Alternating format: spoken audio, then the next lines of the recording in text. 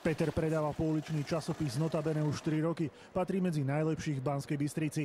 Falošní predajcovia podľa neho robia zlé meno aj tým serióznym. Dostali sme sa k tomu tak, že sme boli sociálne slabší odkaz a nebývame na Červenom kríži. Len s týmto si pomôžeme. A sme vďační. Na falošných predajcov si posvietili aj mestskí policajti. Uniformu vymenili za civil a len počas jedného dňa chytili až 7 nelegálnych predajcov. Do rečí im veľmi nebolo. Poďte preč.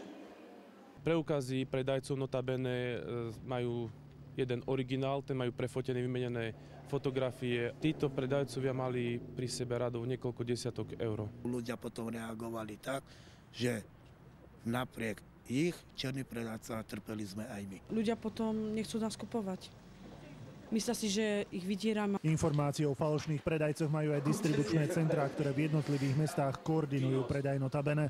Dostať ich z ulic ale nedokážu. Práve takíto čierni nám robia veľmi zlé meno. Tí ľudia, ktorí predávajú v Banskej Bystrici, to sú všetko slušní predajcovia. Ak teda budete na budúce kupovať časopis Notabene, neváhajte a skontrolujte si preukaz predajcu. Okrem fotky tam musí byť uvedené aj miesto predaja. Peter Hajnala, televízia Markíza.